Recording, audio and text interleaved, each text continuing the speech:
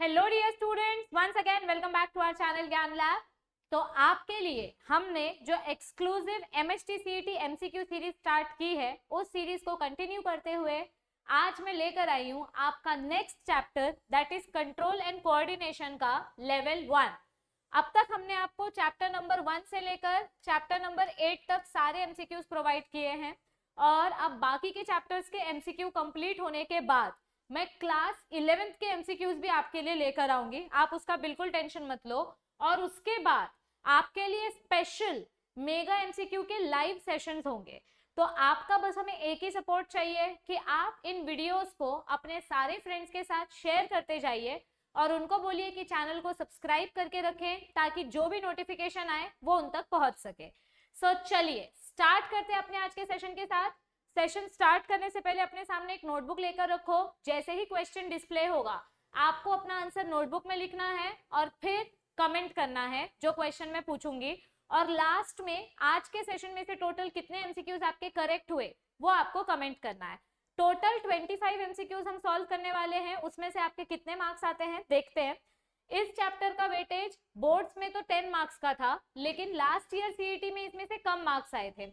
तो हम ऐसा बोल सकते हैं कि सीईटी के पॉइंट ऑफ व्यू से इस चैप्टर का वेटेज अप्रोक्सीमेटली 6 to 8 मार्क्स हो सकता है, क्योंकि लास्ट ईयर इसमें से कम क्वेश्चंस आए थे, लेकिन हो सकता है कि इस साल ज्यादा क्वेश्चन आ जाए, इसीलिए हम ये चैप्टर अच्छे से सारे एमसीक्यू सॉल्व करेंगे। स्टार्ट करते हैं अपने फर्स्ट एमसीक्यू के साथ। ये रहा हमारा पहला question.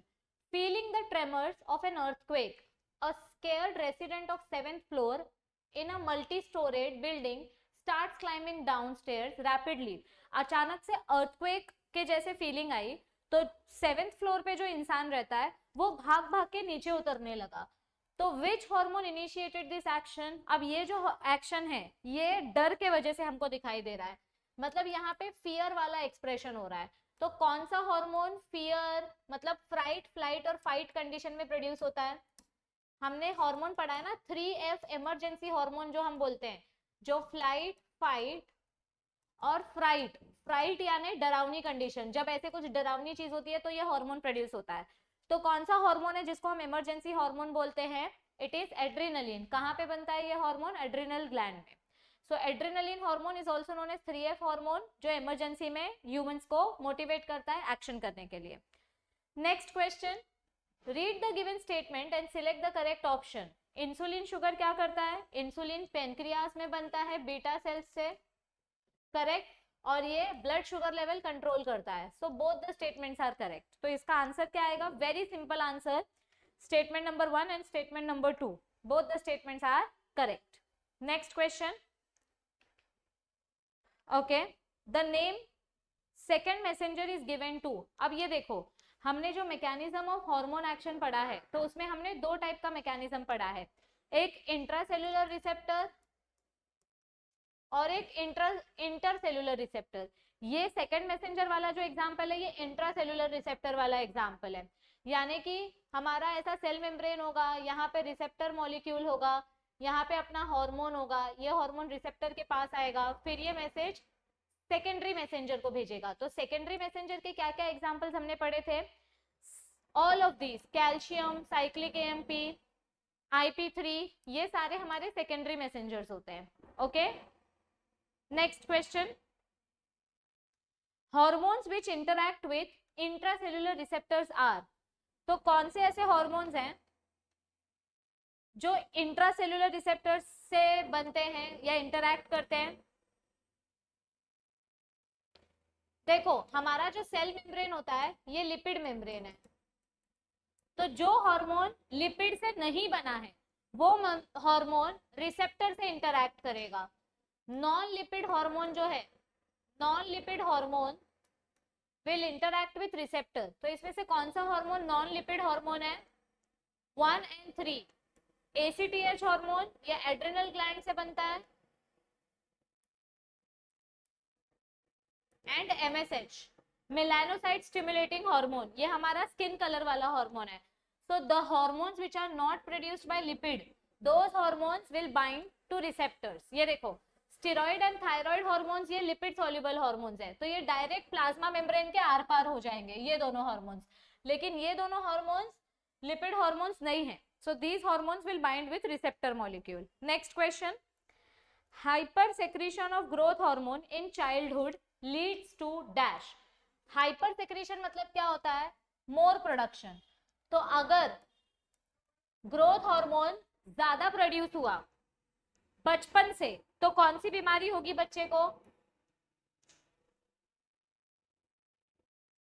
Yes,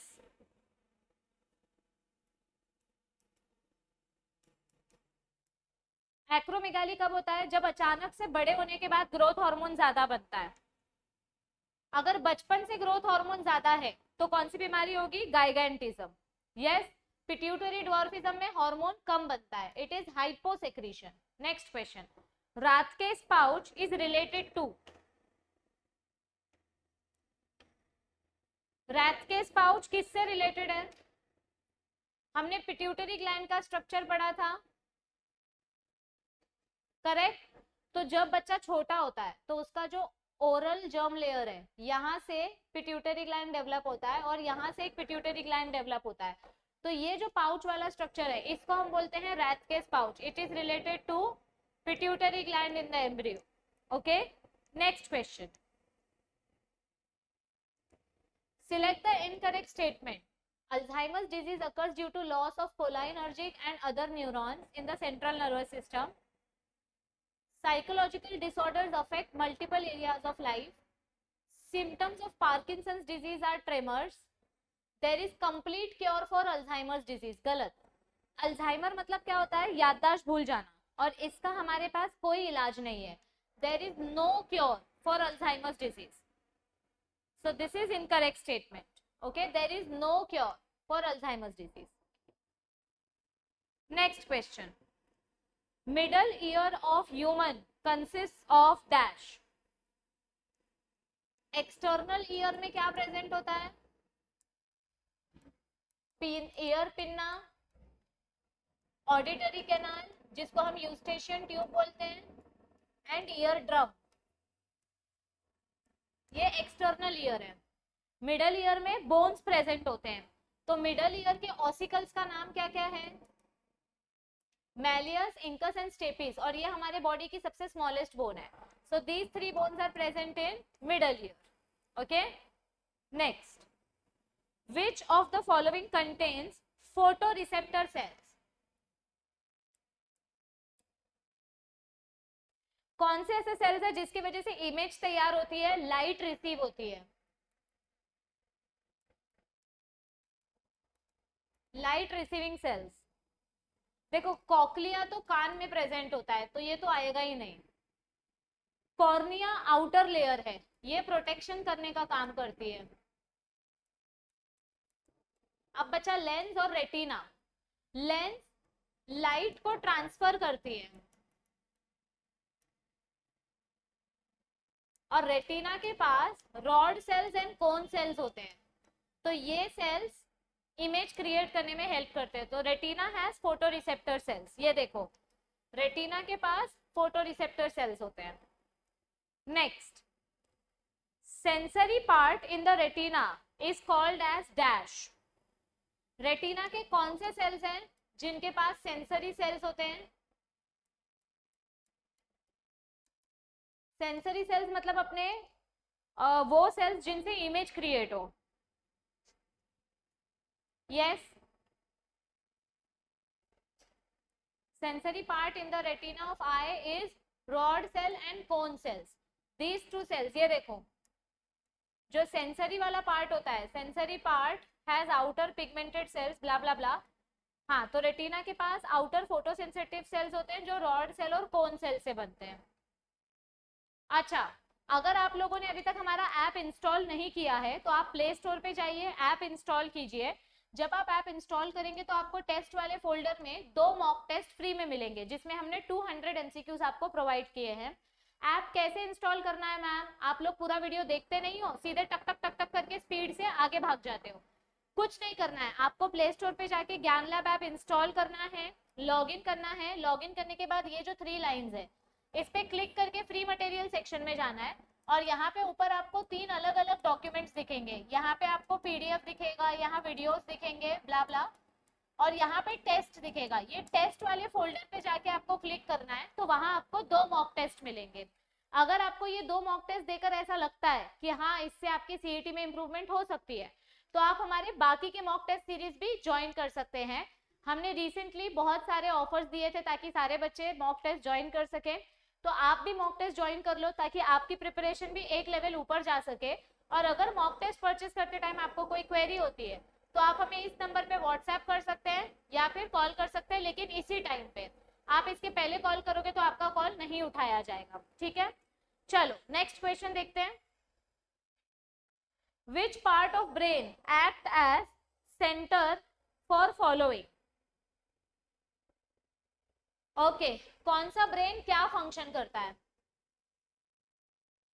okay, body temperature कौन सा पार्ट कंट्रोल करता है, और स्नीजिंग एंड यॉर्निंग कौन सा पार्ट कंट्रोल करता है?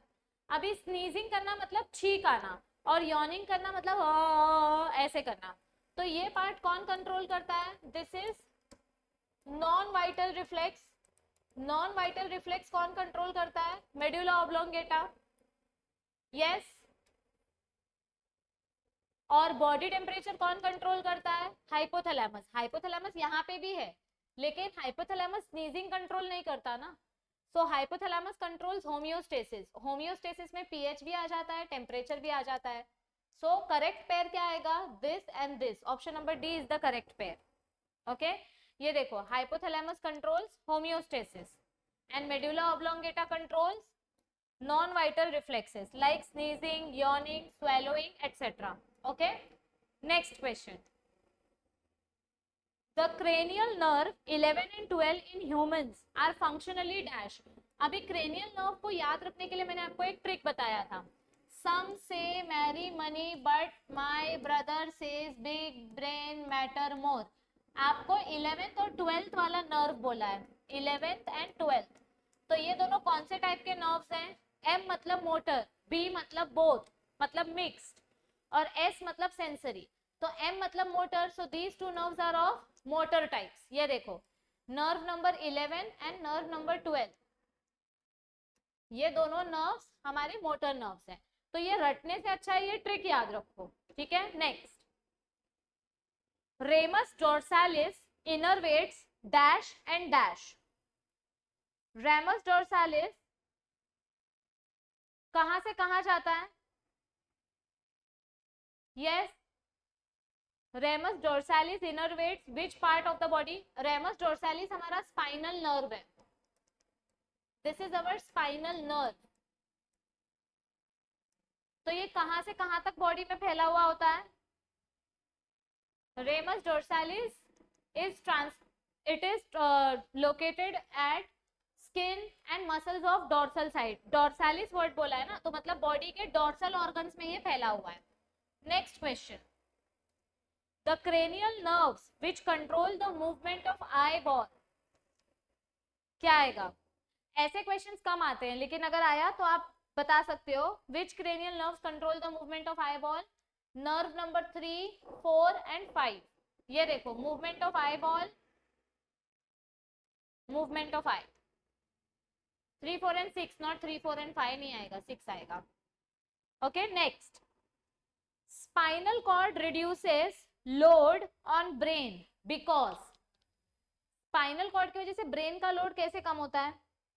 ऐसा क्या काम करता है स्पाइनल कॉर्ड जिससे ब्रेन का पूरा बोझ हल्का हो जाता है?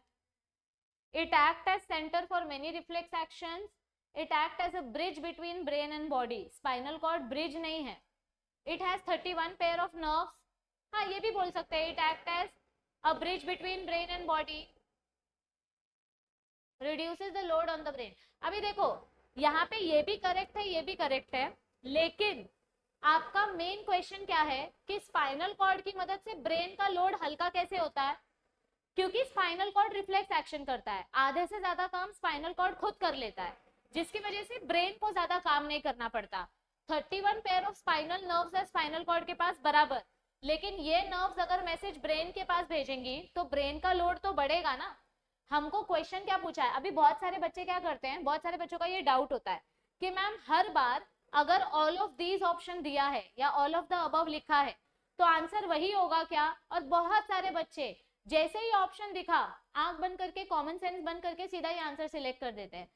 जरूरी नहीं है कि हर बार आपका ये आंसर करेक्ट हो। पहले क्वेश्चन समझो, क्वेश्चन में क्या पूछा है।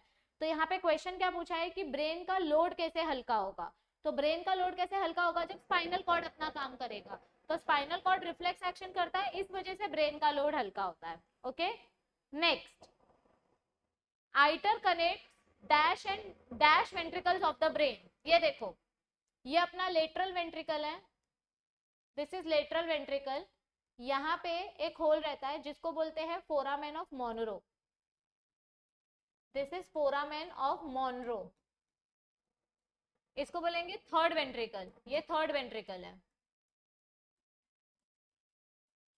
और यहाँ से एक डक्ट कनेक्ट होती है जो आगे जाके फोर्थ वेंट्रिकल से कनेक्ट करती है। तो थर्ड वेंट्रिकल और फोर्थ वेंट्रिकल के बीच में ये कौन सी डक्ट है?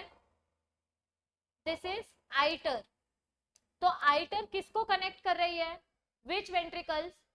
आइटर कनेक्ट्स विच वेंट्रिकल्स? मैंने तो लिखा है आइटर कहां से कहां जा रही है? आइटर यहां से यहां जा रही है। तो ये कौन सी वेंट्रिकल है?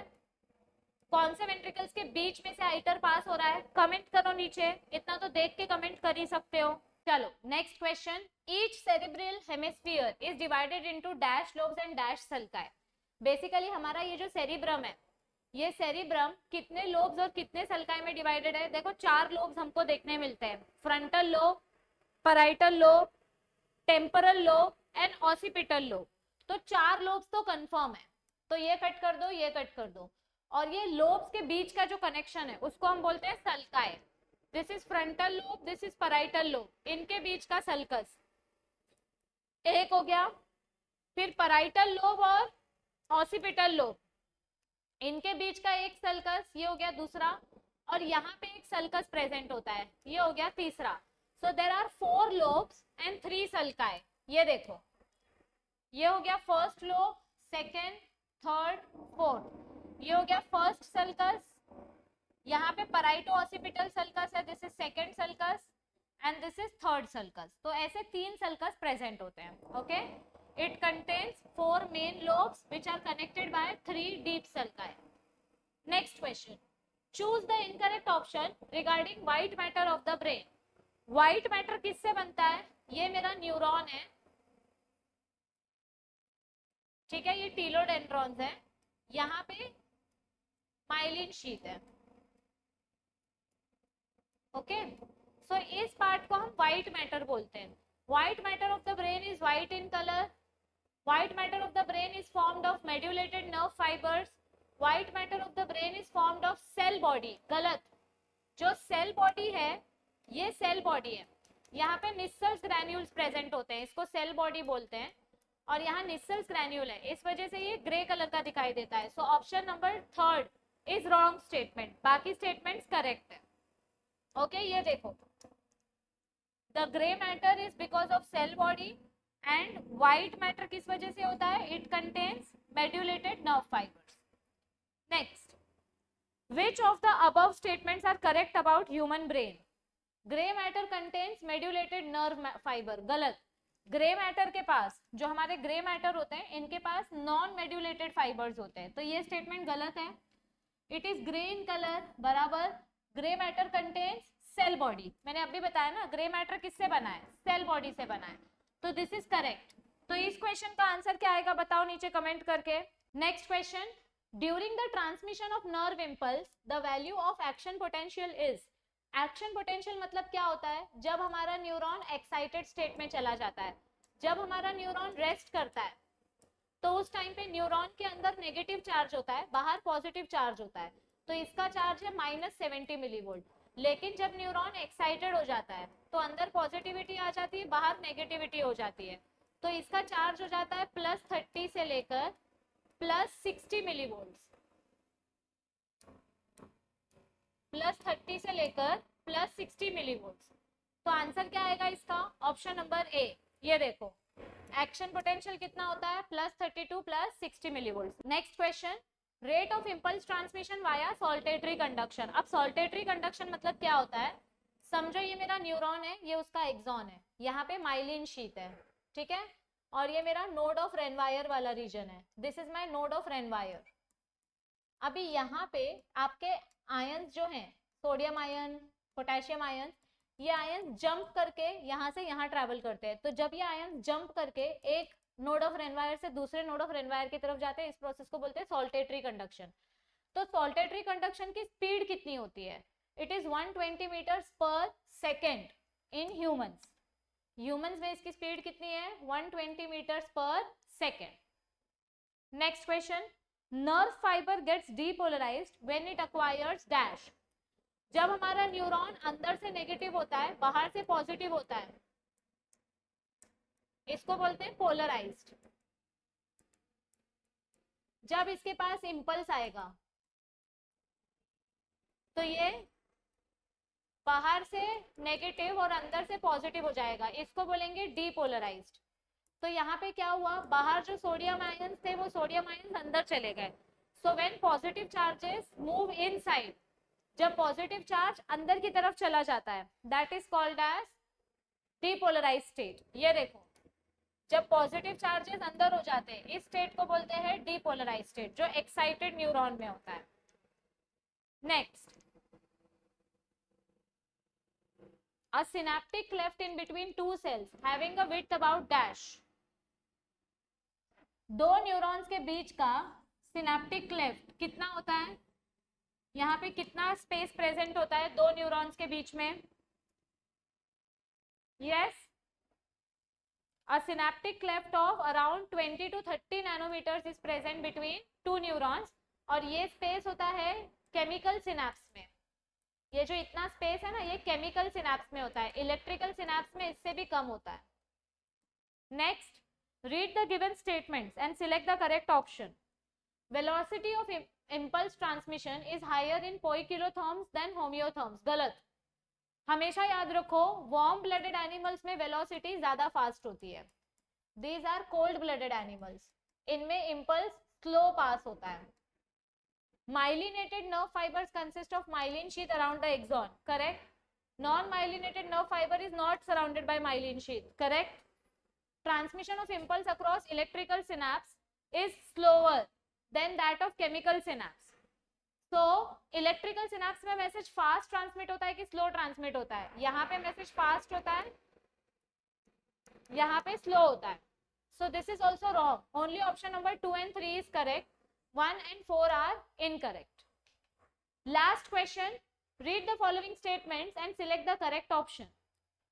Satellite cells support the function of neurons. Correct, because satellite cells कौन से cells हैं? Neuroglial cells हैं.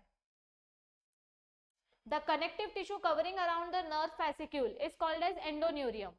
एक सिंगल नर्व के बाहर जो प्रोटेक्टिव लेयर होती है, इसको बोलते हैं एपिन्यूरियम। फिर ऐसे बहुत सारे बंडल्स के बाहर जो कवरिंग होती है, उसको बोलते हैं endoneurium. Correct. The cytons are found inside the brain, spinal cord and in ganglia. Correct. Cyton मतलब क्या होता है? Grey matter. तो ये ब्रेन के अंदर की तरफ देखने मिलता है। It is found inside the brain, spinal cord. Correct. All of these, so all the statements are correct about this particular question. ये देखो, ये अपना एंडोन्यूरियम है। अच्छा, एपिन्यूरियम बाहर वाला होता है, एकदम बंडल के बाहर वाला एपिन्यूरियम होता है, and this is endoneurium. Single nerve fascicle के बाहर जो कवरिंग होती है, that is endoneurium. So I hope आपको आज का सेशन समझ में आया होगा।